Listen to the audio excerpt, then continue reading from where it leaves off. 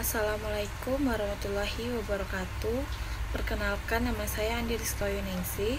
Di sini saya akan memaparkan materi tentang jenis-jenis intervensi teknikal dalam pengembangan organisasi. Intervensi teknikal. Bentuk intervensi ini dikenal pula dengan istilah intervensi tugas teknologi.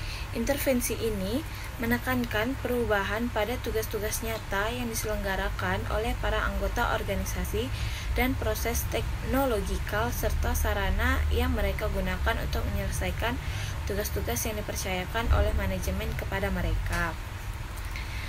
Praktek pengembangan organisasi yang dilakukan oleh banyak organisasi membuktikan bahwa 4 hal yang menjadi sorotan perhatian dalam menggunakan intervensi ini adalah: yang pertama, rancang bangun ulang pekerjaan; yang kedua, pembentukan tim kerja; yang ketiga, sistem sosioteknikal dan program peningkatan mutu hidup kekaryaan. Yang pertama, rancang bangun ulang pekerjaan. Rancang bangun ulang pekerjaan ada persamaannya dengan intervensi struktural.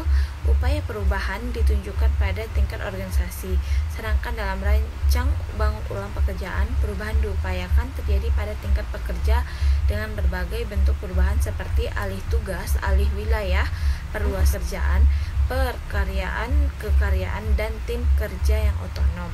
Salah satu pertimbangan untuk melakukan perubahan pada tingkat ini karena dengan demikian penggunaannya dapat dilakukan lebih meluas dan dapat diterapkan baik oleh para manajer tingkat penyelia maupun para manajer senior. Yang kedua, tingkat kerja otonom. Memutuskan, menentukan sendiri sasaran yang ingin dicapai kelompok dan bebas membagi pekerjaan antar anggota kelompok. Selanjutnya yaitu sistem sosioteknikal. Para praktisi sependapat bahwa rancang bangun pekerjaan harus mampu mengoptimalkan pemenuhan tuntutan sosial dan teknikal dari pekerjaan yang diselesaikan.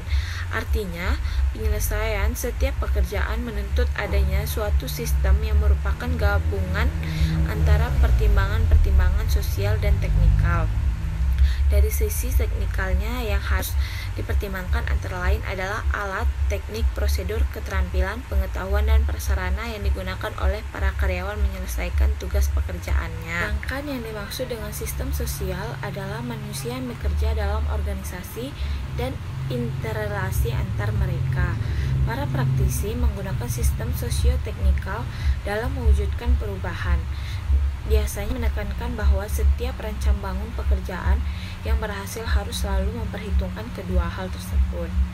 Yang keempat, peningkatan mutu hidup kekaryaan. Yang dimaksud dengan peningkatan mutu hidup kekaryaan adalah suatu proses melalui mana organisasi bersikap tanggap terhadap kebutuhan para karyawan melalui pengembangan mekanisme tertentu yang memungkinkan mereka terlibat penuh dalam mengambil keputusan tentang hidup mereka di tempat kerjanya. Dari definisi tersebut terlihat dengan jelas bahwa sifat kekaryaan dewasa ini sudah dikaitkan langsung dengan pengakuan dan penghargaan terhadap harkat dan martabat manusia. Timbulnya konsep memberdayakan manusia di tempat pekerjaan adalah bukti nyata tentang kebenaran pandangan ini. Artinya, berkarya dewasa ini tidak lagi semata-mata dimaksudkan dengan untuk mencari nafkah.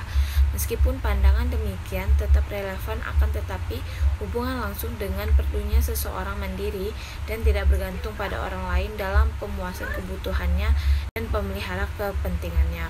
Oleh karena itulah, dalam teori motivasi ditekankan bahwa kebutuhan manusia yang harus dipuaskan tidak terbatas pada hal-hal bersifat materi, akan tetapi juga menyangkut kebutuhan sosial, prestise, aktualisasi diri, otonomi, dan dorongan penumbuhan motivasi yang bersifat intrinsik.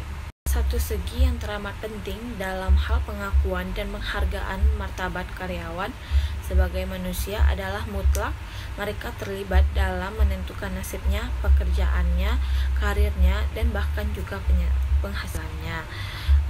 Mungkin sekian yang dapat saya sampaikan materi tentang jenis-jenis intervensi teknikal dalam pengembangan organisasi. Assalamualaikum warahmatullahi wabarakatuh.